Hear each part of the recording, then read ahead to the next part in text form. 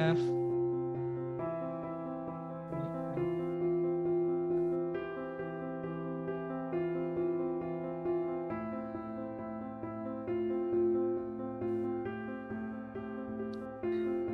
yang sekarang kita akan coba mengerjakan perhitungan untuk algoritma penjadwalan SCF preemptif. Bedanya adalah persamaan dengan SCF non preemptif adalah sama-sama urutannya berdasarkan burst time atau waktu pengerjaan, waktu proses yang paling kecil. Itu persamaannya. Perbedaannya adalah ketika SCF non preemptif kita harus menyelesaikan satu proses sampai selesai dulu, baru bisa mengerjakan proses yang lain. Kalau di SCF preemptif ini boleh dijeda. Artinya ketika ada suatu proses jumlahnya 9, itu tidak harus dikerjakan lebih dulu. Kita bisa mengerjakan proses yang lain yang memiliki burst time lebih kecil. Gitu ya. Ketika dia masuk antrian ada lebih dari satu, nah itu kerjakan yang lebih kecil dulu. Meskipun ada yang sebelumnya pernah dikerjakan atau yang datang lebih dulu. Arrival time tidak mempengaruhi proses pengerjaan. Dia hanya menentukan kapan dia masuk ke dalam proses dan digunakan untuk perhitungan waiting time dan turnaround time. Sementara untuk urutannya berdasarkan burst time. Nah, ini karakteristiknya. Nah kita mulai ya, selalu dimulai dari 0, di P0 di waktu ke 0 itu ada namanya P1 dengan 9. Oke, silakan ini teman-teman agak memperhatikan ya, karena ini agak sedikit beda dengan yang FCFS tadi. Nanti bisa diulang juga video. Oke, yang berikutnya 0 gitu ya, di waktu ke 1 ini ya teman-teman, di waktu ke-1 itu masuk P2. 1. Oke. Di sini langsung terjadi antrian. Ingat, ini adalah SCF preemptif. Artinya kita boleh menjeda proses lain yang sedang berjalan. Sekarang sedang berjalan P1. P1 nggak harus diselesaikan. Kita boleh menjeda dengan proses lain dengan catatan memiliki waktu proses, waktu tempuh atau burst time lebih kecil. Di sini ada P2. P2 ini burst time-nya adalah 6. Maka yang masuk ke antrian di sini adalah P2 dulu. Dengan 6. P1 dengan 8, 9 dikurangi 1. Karena ini sudah di proses 1, maka ini tinggal 8. Tapi yang kita kerjakan adalah P2 dulu. P2 masuk ke 1 nih. Kenapa P2 dulu? Karena di sini 6, di sini 8. Maka yang kita kerjakan yang lebih kecil dulu. Pak, kenapa kok cuma sampai 1? Nggak langsung sampai 9? Karena di waktu ke 1 ini ada proses, yaitu masuknya P2. Kalau misalnya nggak ada yang masuk Pak, masuknya di menit di waktu atau di detik ke 9, ya udah berarti ini 0 sampai 9. Jadi tergantung ada proses atau enggak. Kalau nggak ada proses ya bisa kita langsung selesaikan P1-nya. Tapi kalau dia terjeda, yaitu harus kita masukkan ke dalam antrian. Oke, berikutnya di waktu kedua, maka di sini yang kita proses adalah P2. Oke, di sini waktu kedua ya. Di waktu kedua itu muncul P3, ternyata burst time-nya lebih kecil lagi. Maka yang masuk antrian pertama itu adalah P3. P3 dengan 3, kemudian P2 dengan 5, karena sudah 6 ya. 6 dikurangi 1, dari 1 sampai 2. Kemudian ada P1 ini dengan 8. Yang kita kerjakan dulu adalah P3. Nah ini masuk antrian.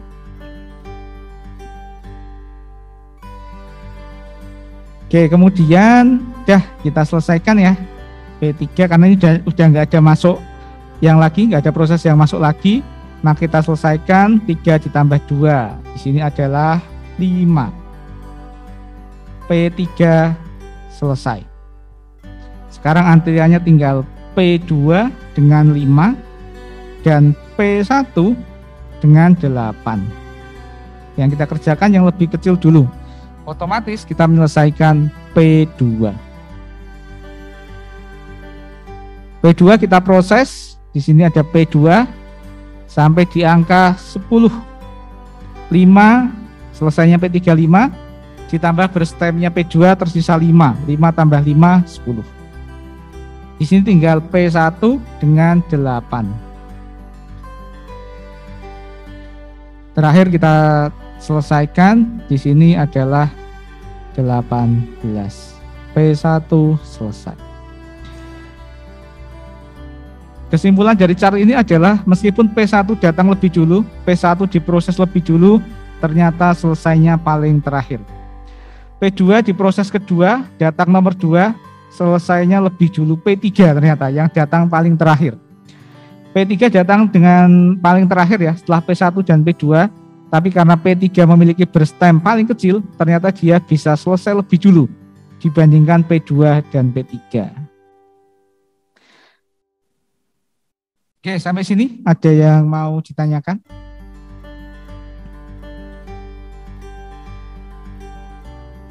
Oke, kalau nggak ada saya lanjutkan ya. Saya Pak mau bertanya. Oh ada, silakan. Untuk pengurangan burst time-nya itu kan awalnya P1 dari 9 menuju ke 1 dikurangi 1 jadi 8. Nah, untuk waktu P3 itu perpindahannya P1 itu tetap 8 Pak. Kenapa Pak? Ini ya? Iya. Karena P1 nggak dikurangi. Di sini yang dikurangi yang atas di sini. Ini kan yang diproses nih. Ini dari 0, ini yang diproses adalah P1, maka yang dikurangi P1. Dari 1 ke 2 yang diproses adalah P2, maka yang dikurangi P2. Dari 6 jadi 5. Ini yang diproses adalah P3, maka yang dikurangi juga P3. Dari 3 menjadi 0, nggak ada. Jadi yang dikurangi adalah proses yang di atas ini. Dalam satu waktu hanya bisa menjalankan satu proses. Jadi kalau P2 sudah dikurangi, P1 nggak bisa dikurangi lagi. Yang kita kurangi adalah yang burst time-nya paling kecil, yang bisa kita proses. Menjawab belum Mas? Oh iya Pak, sudah. Terima kasih Pak. Sama-sama. Oke, yang lain? Ada yang masih bingung?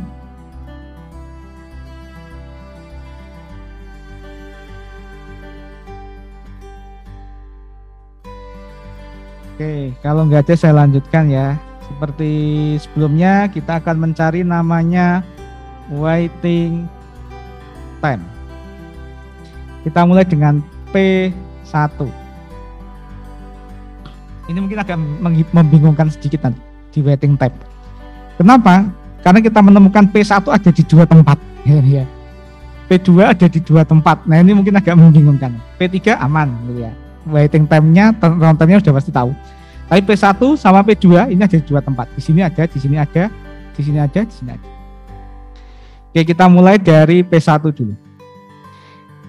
Berarti nanti kalau ada di dua posisi seperti ini, nanti berarti akan ada 2. Yaitu adalah waiting time P proses pertama di waktu awal dan proses pertama di waktu akhir. Nanti kita tambahkan. Ini menunggunya berapa lama, ini menunggunya berapa lama. Di awal dia menunggu sekian, di akhir dia menunggu sekian. Nah, kita jumlahkan. Oke, yang penting diingat rumusnya waiting time adalah waktu mulai dikurangi waktu kedatangan, gitu ya. Waktu mulai dikurangi waktu kedatangan. Oke, P1 adalah yang awal ya. Yang awal adalah waktu kedatangannya adalah 0 dikurangi waktu mulainya adalah 0 dikurangi waktu kedatangannya adalah 0. Maka 0 dikurangi 0 di sini adalah 0. Kita tambah dulu. Sekarang kita cari P1 yang di akhir. Di sini ya.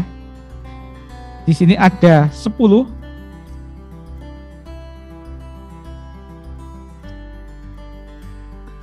Dikurangi waktu kedatangan.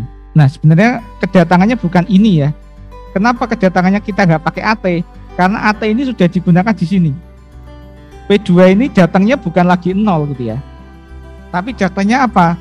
Selesainya proses sebelumnya. Itu dianggap waktu kedatangan yang berikutnya. Waktu kedatangannya awalnya sebenarnya 0 gitu ya. Tapi dia selesai di 1. Nah, 1 di sini dianggap sebagai waktu kedatangan berikutnya. Karena dia masuk ke antrian gitu ya. Masuk ke antrian di sini adalah P1. Di waktu ke-1 P1 masuk ke antrian. Maka di sini 10 dikurangi 1. Maka waktu tunggu atau waiting time dari P1 gitu ya. Bisa kita jumlahkan 0 ditambah 9. Yang proses awal adalah waktu mulai dikurangi waktu kedatangan. Yang proses akhir adalah waktu mulai dikurangi, biar mudah gini aja, waktu mulai dikurangi waktu selesai proses sebelumnya. Nah, kita aja. Oke, biar memperjelas, saya tambahkan P2.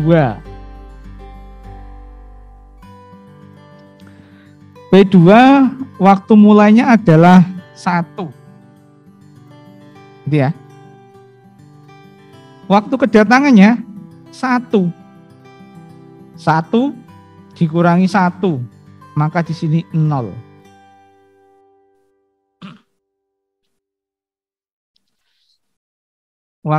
Waktu mulainya 1, P2 ya, waktu mulainya 1 dikurangi waktu kedatangannya juga 1. Maka hasilnya 0. Ini P2 yang awal. P2 yang akhir, waktu mulainya adalah 5. Waktu selesai proses P2 sebelumnya adalah 2. Maka di sini 5, mulainya 5 dikurangi P2 proses selesai sebelumnya adalah 2. 5 dikurangi 2. Maka di sini 3.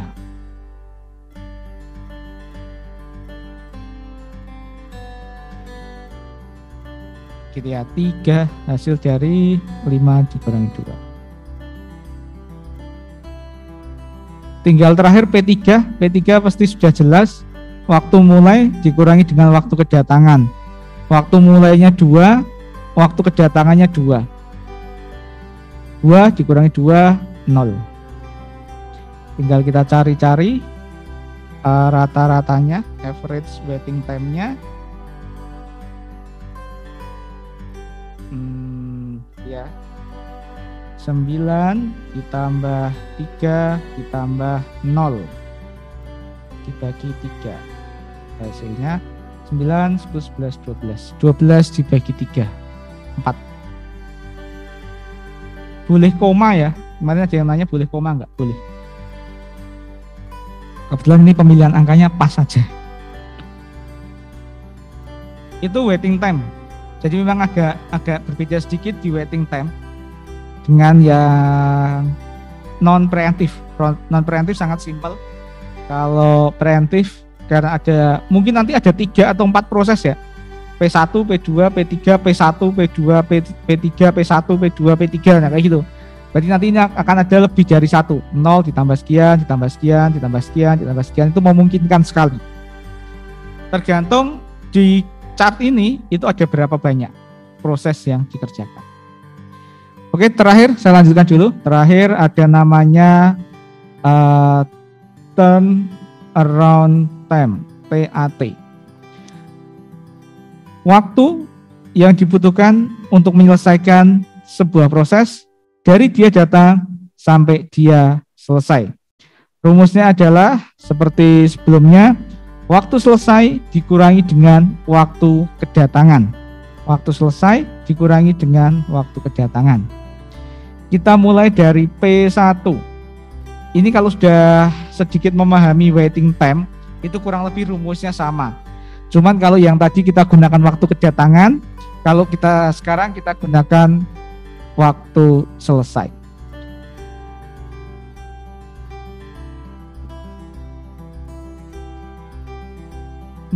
P1. Kita langsung ambil terakhirnya untuk P1. P1 itu karena dia datangnya di waktu ke 0 gitu ya. Berarti dari 0 sampai selesainya berapa? Selesainya 18. Maka P1 sudah pasti 18. Kok nggak dikurangi, Pak? Kan gini, waktu sejak dia datang sampai dia selesai. Saya datang ke rumah sakit, berarti saya ketika saya menginjakkan kaki di sana jam 11 sampai saya di parkiran mau pulang jam 1. Ya udah, itu waktu selesainya. P0 juga sama. P1 juga sama. Dari 0 sampai 18. Maka ini yang sebagai waktu turnaround time-nya. Waktu proses sampai selesai adalah 18. Karena dia di sini diproses nih. Ini udah mulai diproses ya, 0. Di sini proses enggak ya? Masuk antrian. Nunggu diproses selesai. Oke, P1, P2 ya, biar ada gambaran.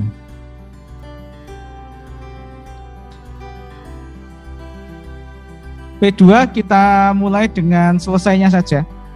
Jadi sebenarnya kalau turnaround time yang depan ini diabaikan nggak apa-apa. Kita langsung waktu selesainya saja. Karena ini nanti sebenarnya sama aja hasilnya. Misalnya 1 kurangi 1, 0 kayak gitu kan. 2 kurangi 2, 0 dan seterusnya. Kita ambil waktu selesainya saja. Waktu selesainya berapa? 10. Kenapa harus dikurangi? Karena dia tidak datang di waktu ke 0. Kalau dia datangnya di waktu ke 0, nggak perlu dikurangi. Ya udah selesainya 10. Tapi dari waktu ke 0 ke 1, ini P2 belum ikut diproses. Maka 10 ini kita kurangi dengan 1. Maka hasilnya 9. Terakhir P3. Sudah pasti ya, waktu selesainya 5. Dikurangi dengan waktu kedatangannya.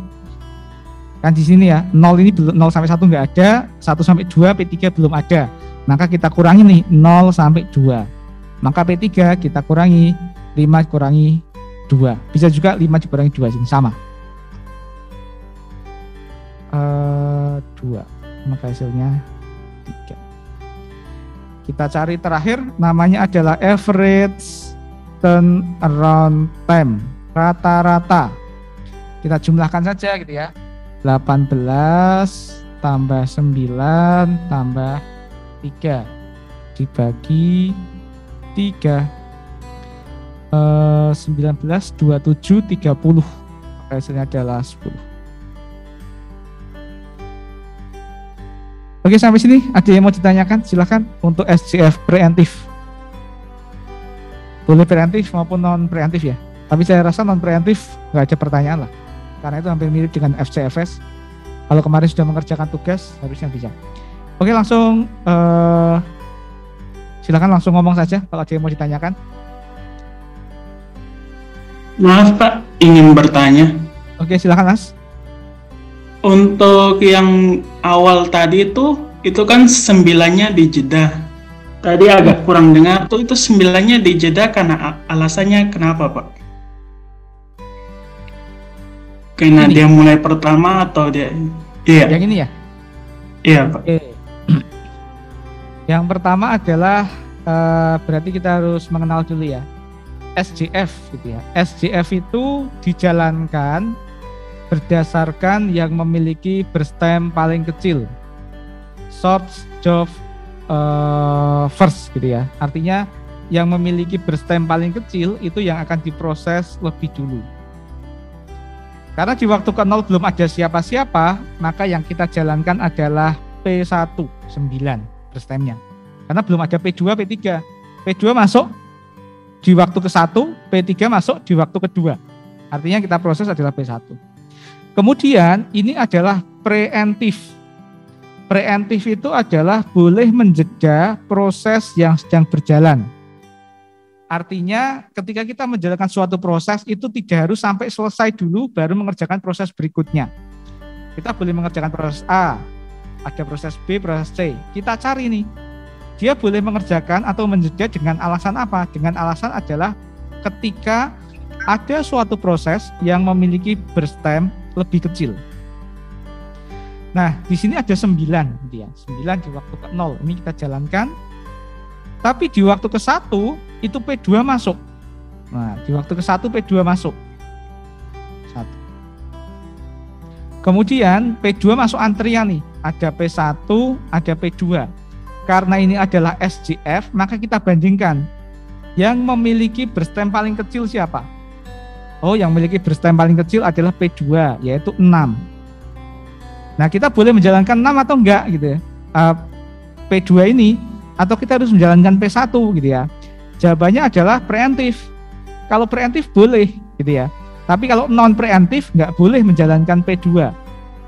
Kalau non preemptif harus menyelesaikan P1 sampai 9, baru menjalankan P2, baru P3 seperti sebelumnya. Tapi karena ini preemptif, ini boleh menjalankan P2 dulu. Dan harus P2. Kenapa harus P2? Karena burst time-nya lebih kecil. Kalau menjalankan P1 malah salah. Karena SJF itu berdasarkan burst time-nya paling kecil. Maka di sini yang dijalankan adalah P2. Ini tadi dikurangi 1, 9, sisa 8. Ini dikurangi 1 lagi, sisa 5. Kenapa harus dikurangi? Karena sudah diproses. Nah, yang diproses itu yang bagian atas ini. Ini yang diproses. Ada yang masih bingung lagi, Mas? Sudah mengerti, Pak. Bisa tanya lagi, Pak? Oh, boleh, silakan. Untuk ini kan tadi SJF preemptif. Jika kalau bagian burst time-nya tuh dari proses pertama mulainya yang terkecil sampai terbesar itu bagaimana, Pak? Seperti biasa saja kalau itu. Ya berarti seperti kalau yang mulai tinggal diurutkan saja. Nah, kalau ada maksudnya ada proses 1, ada proses 2, proses 3. Jika proses 2 dan proses 3-nya nilainya sama, baru dia sama-sama besar, itu bagaimana, Pak? Yang datang lebih dulu. Iya. Gitu ya, misalnya kasus berikutnya misalnya P1, P2, P3 itu burst time-nya urutannya kecilnya dari P1. P1 3, P2 6, P3 9. Ya nanti dimasukkan ke sini di antrian gitu ya. Ternyata di antriannya P1 paling kecil, ya udah P1 selesaikan dulu. Di antrian berikutnya P2 lebih kecil dari P3, ya udah P2 selesaikan lebih dulu. Di antrian terakhir baru P3 paling besar gitu ya, udah berarti P3. Urutannya berarti P1, P2, P3 itu enggak apa-apa. Yang penting sesuai dengan ini ya, burst time-nya paling kecil. Kemudian jika ada yang memiliki burst time sama, misalnya ini sama-sama nih di antrian kedua, ternyata P1 ini dikurangi jadi 8 gitu ya. Kemudian P2 masuk nih dengan 8 juga. Maka yang dikerjakan lebih dulu yang mana? Yang datang lebih dulu. Karena sama ya, ketika nilainya sama, maka yang datang lebih dulu yang dikerjakan. Jadi fungsi AT itu sih. Karena di antrian lebih dulu.